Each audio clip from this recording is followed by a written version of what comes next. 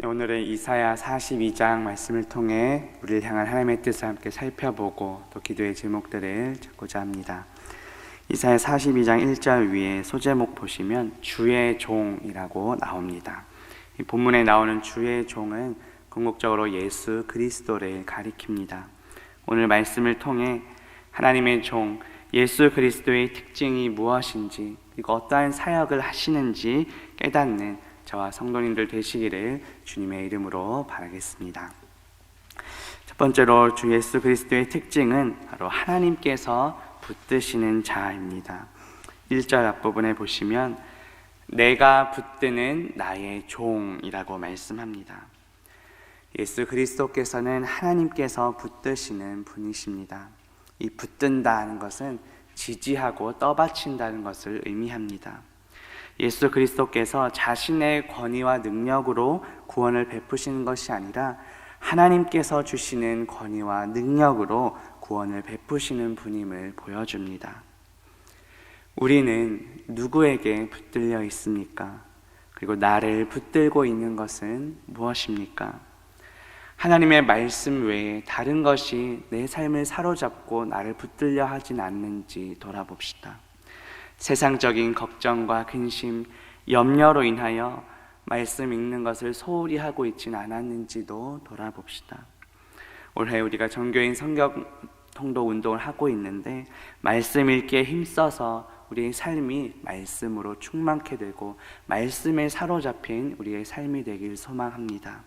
다른 어떤 것보다도 하나님 말씀에 붙들려 살아가는 저와 성도님들 되시기를 바라겠습니다. 두 번째로 예수 그리스도의 특징은 하나님 마음에 기뻐하는 자이십니다. 1절 중반에 보면 내 마음에 기뻐하는 자라고 나옵니다. 예수님께서는 하나님 마음에 기뻐하는 자이십니다. 예수님께서 세례 요한으로부터 세례를 받으실 때 하늘에서 이러한 소리가 나옵니다. 이는 내 기뻐하는 자라고 말씀합니다. 그렇다면 우리는 어떻게 하나님의 마음을 기쁘시게 할 수 있을까요? 히브리서 11장 6절에 보면 믿음이 없이는 하나님을 기쁘시게 할 수 없다고 말합니다. 그렇다면 우리는 무엇을 믿어야 합니까? 예수 그리스도가 나의 구원자이시며 내 삶의 주님이심을 믿고 고백해야 합니다. 그렇다면 이러한 믿음은 어떻게 생겨납니까? 하나님의 말씀을 들을 때 우리의 믿음이 생겨납니다.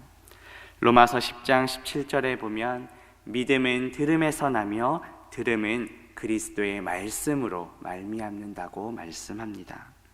하나님의 말씀을 들을 때 우리 안에 믿음이 생겨나는 것입니다. 우리는 무엇을 듣고 있습니까? 그리고 나는 무엇을 듣기를 원하고 있습니까? 하나님 말씀 외에 다른 것에 나의 마음과 귀가 더 기울어져 있진 않은지 돌아봅시다. 오직 하나님의 말씀을 듣고 그 믿음으로 하나님을 기쁘시게 하며 살아가는 저와 성도님들 되시기를 바라겠습니다. 예수 그리스도의 세 번째 특징은 하나님의 성령으로 충만한 분이십니다. 1절 중반에 보면 내가 나의 영을 그에게 주었은즉 이라고 말씀합니다. 하나님께서는 자신의 영인 성령을 예수 그리스도께 주셨습니다.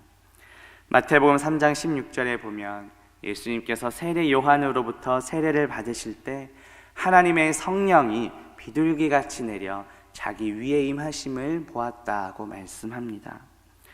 예수 그리스도를 믿는 우리 안에도 성령님께서 거하십니다.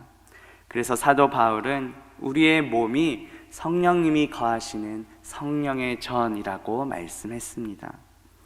그렇다면 성령의 전인 우리는 어떻게 살아가야 합니까? 우리의 몸으로 하나님께 영광을 돌려야 합니다. 바울은 우리의 몸을 거룩한 산 제물로 드리라고 권면했습니다. 이 거룩하다는 것은 구별되다는 뜻입니다. 무엇으로부터의 구별입니까? 이 세상으로부터의 구별입니다. 우리는 비록 이 세상에 발을 디디며 살아가고 있지만 세상과 구별된 삶을 살아가야 합니다. 이 시대가 너무도 악합니다. 자칫하면 이 세대의 그 악한 흐름에 휩쓸리기가 쉽습니다. 따라서 우리는 하나님의 말씀을 기준으로 무엇이 하나님의 뜻인지를 분별하며 살아가야 합니다. 우리가 바로 성령의 전임을 기억하며 성령 충만함으로 거룩하게 구별된 삶을 살아가는 저와 성도님들 되시기를 바라겠습니다. 지금까지 하나님의 종 예수 그리스도의 특징 3가지를 살펴보았습니다. 예수 그리스도는 하나님께서 붙드시는 자이고 하나님 마음에 기뻐하는 분이시며 하나님의 성령으로 충만한 분이십니다. 그렇다면 이러한 예수 그리스도께서는 어떠한 사역을 행하십니까? 두 번째로 살펴볼 것은 예수 그리스도의 사역입니다. 예수 그리스도는 이 땅에 정의를 세우십니다. 1절 마지막에 보시면 그가 이방에 정의를 베풀리라 하고 말씀합니다. 또 3절 마지막 부분에서도 진실로 정의를 시행할 것이며 라고 말씀합니다. 또 4절 중반에도 보시면 세상에 정의를 세우기에 이르리니 라고 말씀합니다. 3번이나 반복되어 강조하고 있습니다. 이 본문에서 말하는 정의는 히브리어로 미슈파트라고 하는데 재판하다라는 뜻입니다. 하나님께서 통치하시는 것을 가리킵니다. 예수 그리스도께서 이 땅에 오심으로 하나님의 정의가 세워졌습니다. 하나님의 다스림과 통치가 시작되었습니다. 4절 말씀에 보면 그는 쇠하지 아니하며 낙담하지 아니하고 세상에 정의를 세우리니 섬들이 그 교훈을 앙망하리라고 말씀합니다. 예수님께서 정의를 세우실 때 어떻게 나온다고 말씀합니까? 섬들이 그 교훈을 앙망하게 될 것이라고 말씀합니다. 이 섬들은 이 세상 모든 열방과 민족들을 가리킵니다. 그리고 교훈은 하나님의 말씀을 가리키고 앙망한다는 것은 그 하나님의 말씀을 기대하고 기다린다는 것입니다. 다시 말해 예수 그리스도께서 이 땅에 정의를 세우실 때 온 세상 모든 사람들이 하나님의 말씀을 바라고 기다리게 될 것이라고 말씀합니다. 하나님의 은혜로 구원받은 우리는 이제 이 땅에서 하나님의 말씀을 전하는 일에, 복음을 전하는 일에, 예수 그리스도를 전하는 일에 힘써야 합니다. 이 복음은 모든 믿는 자에게 구원을 주시는 하나님의 능력이 된다고 말씀합니다. 그리고 예수 그리스도는 하나님의 능력이 되십니다. 따라서 우리가 전해야 할 복음의 핵심은 바로 예수 그리스도이십니다. 성경은 천국 복음이 모든 민족에게 전파될 때 끝이 온다고 말씀했습니다. 우리 주변에 아직까지 주님을 믿지 않는 가족들, 친척들, 이웃들이 많이 있을 것입니다.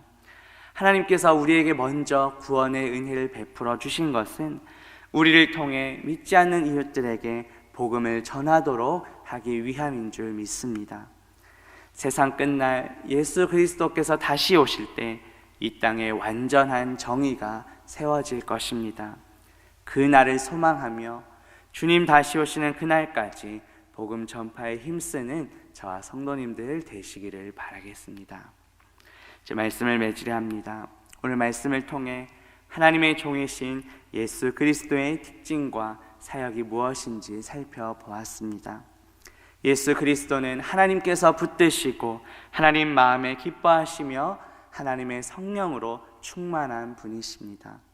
따라서 우리도 하나님의 말씀에 붙들리고 하나님을 기쁘시게 하며 성령 충만한 삶을 살아가야 합니다. 예수 그리스도는 이 땅에 오셔서 하나님의 정의를 세우셨습니다. 이 정의는 하나님의 다스림과 통치를 받는 것입니다. 따라서 우리도 복음 전파에 힘써서 나의 삶을 통해 세상 모든 민족들이 하나님의 정의로 세워지고 하나님의 다스림과 통치를 받도록 해야 합니다. 주님 다시 오시는 그날까지 이 땅에 하나님의 정의를 세워가는 저와 성도님들 되시기를 주님의 이름으로 바라겠습니다. 같이 기도합니다.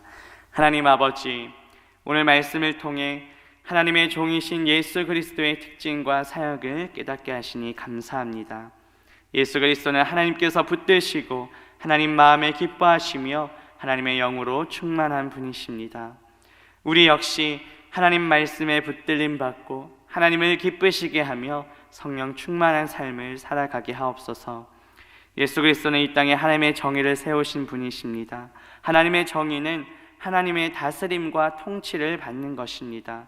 우리 역시 이 땅에 살아가는 동안 복음 전파에 힘써서 나의 삶을 통해 온 세상에 하나님의 정의가 세워지게 하옵소서. 나의 삶을 통해 세상 모든 민족들이 하나님의 다스림과 통치를 받게 하옵소서. 주님 다시 오시는 그날까지 이 땅에 하나님의 정의를 세워가는 우리 모두가 되게 하옵소서. 예수 그리스도의 이름으로 기도합니다. 아멘.